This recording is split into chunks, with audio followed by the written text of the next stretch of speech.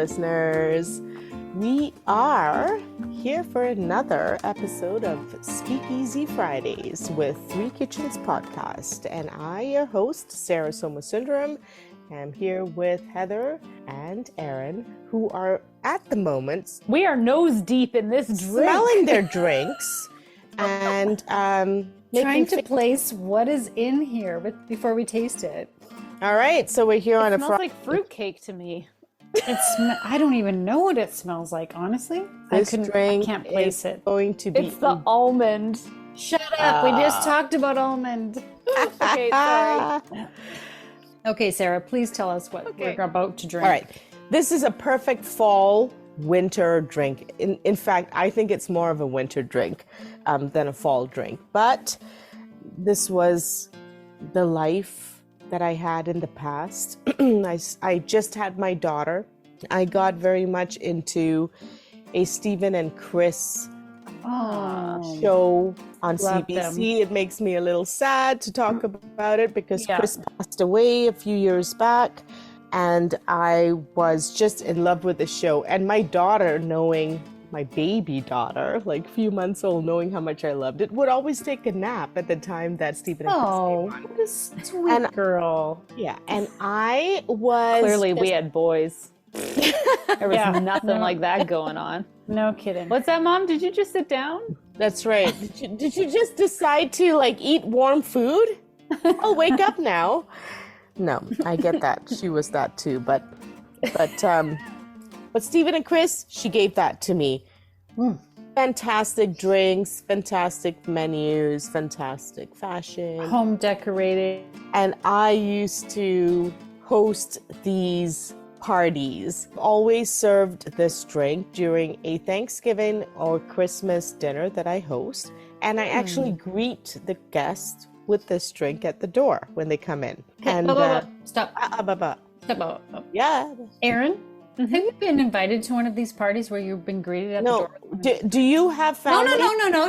Wait. Do you have families? Do you have families to have Thanksgiving and Christmas with? Not in the city. Do not take this away. Not in the city. From the poor people who came from different countries or don't have different provinces. Do not take this away from them. I'm just asking. I have 8 chairs around my dining table. 8. Just be quiet for a second. I'm talking to Aaron for a moment.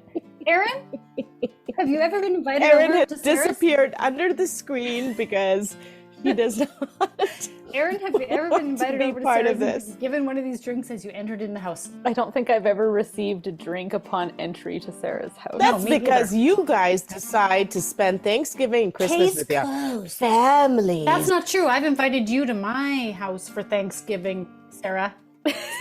Sarah, you have joined my family for Thanksgiving. This is true. So there you go. Bottoms up. All right. Listeners. Well, if anyone else just doesn't want to be here, you can come join me on my own channel. Getting back to the chair. This drink is always given to a guest as they come in, and it's given in a martini glass, so it's not a lot. Even fancier. Yeah. She's just rubbing it in. She's rubbing it in. This was in my heyday before isolation and COVID and all that stuff. Yeah, we knew you then. You guys. Tell us what's in this drink, Sarah. Aaron, we know what we're missing now. I'm feeling really sad about this now. I'm just going to sit over here and drink now. Go ahead, talk. All right. In this drink is my favorite winter liquor, brandy. I love brandy. Brandy is something that I buy a bottle of and I sip on over one winter. So 1 bottle a year, only drank during the winter time. And it lasts the whole winter? How big is this bottle? Is this the Texas Mickey size? She's got one that sits in her corner and she has to put a pump on it because she can't lift it. Right. Or those big glasses, I suppose. Brandy's not something you ever want to get intoxicated with, trust me. Brandy's the thing that you drink when you're looking out your window, your house is clean, The chestnuts are roasting on the open fire. your children are nestled in their bed. Nestled in the stockings are hung with care. And your husband and you are wearing matching pajamas. So never, but never. Brandy is a wonderful drink to have in the cold weather. Yeah, right? I'm loving this. It's tasty. Brandy, there's a little amaretto, which is a very nutty almond. Usually it's almond, but amaretto is a nutty liqueur. Yeah. A little bit of pumpkin pie filling. So, folks, I don't know what we all do for Christmas around the world, but in North America, this is where I met pumpkin pie for the first time, and I love it. Pumpkin pie is made usually from scratch with a can of pumpkin filling. However, there are also pumpkin pie fillings where it's all done for you. So yes, the pumpkin is in it, pumpkin puree, and it's quite thick. And it's got sugar and it's got the spices and everything's in it. And basically you just dump it into a pie shell and you... Sorry, I'm laughing at Erin like tipping her glass. I want every last inch of the This is good. And you just put it in the oven. What's the stuff you want? You want the seasoned sweet stuff. Okay, good to know. Because what else do you, like, nobody ever buys that. Nobody buys it because people usually make it. I had pumpkin pie filling in my pantry. Because your husband went to the store when you asked him to buy pumpkin and he bought the wrong thing. Yes. That's exactly it, Erin. Perhaps, yeah. I'm sorry, husband. I mean, he goes to the store like once every decade or something, like honestly. But that's probably where it came from. And I pulled it out because I was going to make pumpkin something. And I was like, this is not pumpkin puree. This is pumpkin pie filling. And I honestly, I can't remember. I used it in something. But then I had like all this left. And I was like, well, I'll just toss it out because I didn't know what to do with it. Yeah. Who knew? I could drink it. You could have been drinking it. You can be drinking it. I could have been drinking it. This is essential to this drink.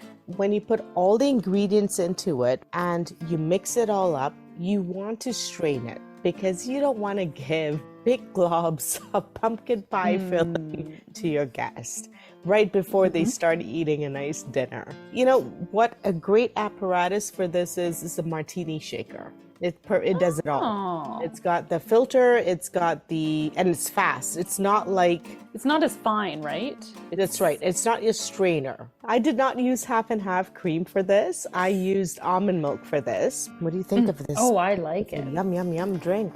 It's one of those things where you don't quite know what's in it. But that's why Erin's already tipped hers upside down and polished it off.